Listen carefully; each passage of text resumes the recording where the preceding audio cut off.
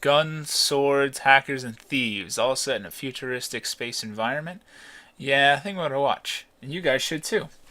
Hey guys, it's Bobby from Gyre Media, and today we're going to be kicking off a segment I'd like to call Must Watch Anime, where I'm going to cover anime that I consider something everyone can enjoy. All that could be your die-hard otaku or just someone looking for something to stream. Today we're going to be talking about the classic 1998 anime directed by Shinichiro Watanabe, Cowboy Bebop. Now, if Watanabe sounds familiar, he's actually done a couple other works that you might have heard of. Kids on the Slope, Samurai Champloo, and most recently, Zankyo no Terror, or Terror in Resonance. Now, the story of Cowboy Bebop follows a crew of bounty hunters in this future. Bounty hunters who travel up in space and stuff like that are known as cowboys. That's where that name comes from, and the show is really about their struggle to get these bounties, which they're not, spoiler alert, they're not very good at, for various reasons. Um, and it's about them getting these bounties, but more than that, delving in to their character and their having to deal with their individual pasts and in some cases their futures. Bebop has a myriad of music, including jazz, blues, and some of the coolest background music I've ever heard in anime.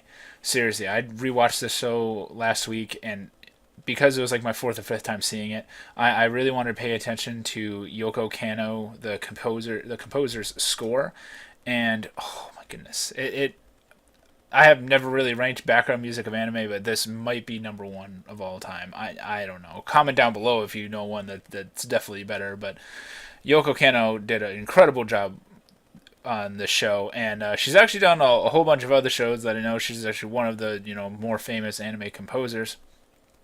Um, Now, let's get into what's really, really, really, really good about Cowboy Bebop.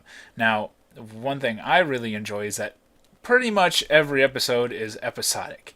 And what I mean by that is once you really, know your main characters here, you could kind of, besides like the last two episodes and, the first couple, you could watch like episode like 18 and then watch episode like 12 and then watch episode like 8 maybe, not somebody's going to point out in the comments, oh no, you can't, blah, blah, blah, blah. Pretty much, you could almost watch any episode out of sequence and have nearly the same feeling about it because each episode usually delves into one of our four crew members and, digs deeper into a little bit of their past and explains to us, why do they have this kind of personality. Now, let's get into the crew a little bit. Our main character, we have Spike Spiegel. And Spike is, I won't spoil too much of it, but basically the gist of him is that he is a former member of a crime group called the Syndicate. And what the Syndicate actually is kind of kept in the shadows a lot, but he got out of it at some point and really pissed some people off. So he has a really jaded past, and you got to watch the rest of the show to really see it. We also have Jet Black, who owns the Bebop, is the ship that they're on. And he is a former police officer, now kind of working on his own as a bounty hunter, and kind of wonder why'd you quit being a cop, man? What are you doing with your life now? The story will delve into that a little bit as well. Along the way, they meet Faye, who is actually my least favorite character in the show, but she's all right. She's kind of just like the fan service, but they gave her a little more story than just the fan service. Here's looking at you, High School of the Dead. Faye Valentine is a notorious gambler and actually has, I don't really want to say this is a spoiler, but she has a very tragic past, and it gets unraveled a little bit in the story, and it actually, lends to her character developing much later in the show. And then you have one of my favorite members of the crew, Edward. Now, Edward is a girl who is a notorious hacker called the Radical Edward throughout, it seems, the star system. And Edward doesn't really get as much development as the other characters. That's the only real knock I kind of have for the show. but Edward is insanely zany and just all over the place and has a really cool voice and just has insane mannerisms and you know there's no other character like Edward. It's truly a unique character there. The opening and ending themes of the show are amazing. I know the opener is called Tank, and I'm sure you could YouTube that because it's just definitely one of my top 10 opening themes of all time. And I don't even like jazz really, at all, for that matter. But Tank is just something that I'll listen to on my iPod, and it brings back so much nostalgia of watching the show. Um, Now, oh man, just get so much nostalgia right now just watching, thinking about Cowboy Bebop. I first saw it, I think, way back in the day on Adult Swim. I'm pretty sure they used to air it, or Toonami, one of them. But it's pretty cheap. You can pick it up on Blu-ray, DVD for 20, $30. I'm pretty sure like that. I still only have the DVD copy. Maybe someday I'll upgrade there, but I don't know.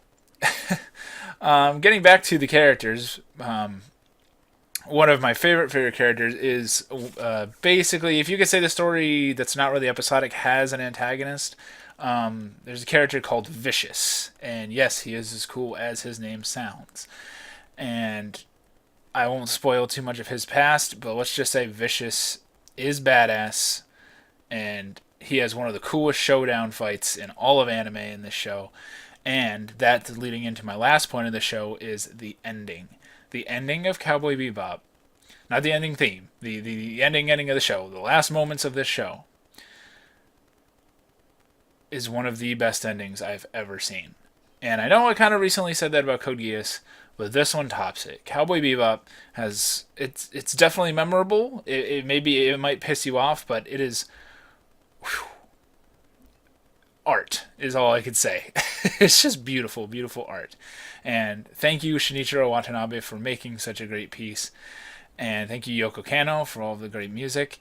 And, I'm kind of hoping, someday maybe he'll make a work that actually tops this, because the only other work I've seen that he's done is Samurai Champloo, and to me, it kind of pales in comparison to this. I mean, Champloo is really good, but Cowboy Bebop is a whole nother level. Definitely a must-watch anime.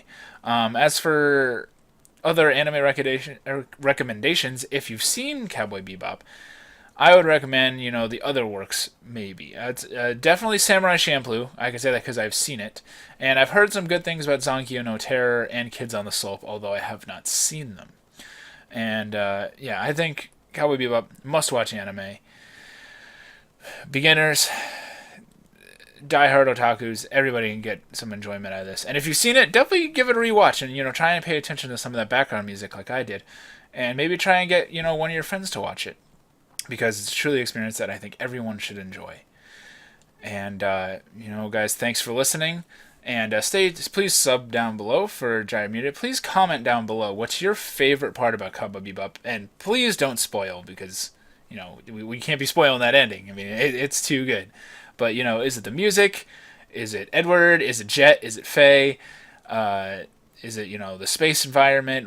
What is it? And, yeah. So this is Bobby from Gyre Media, signing out.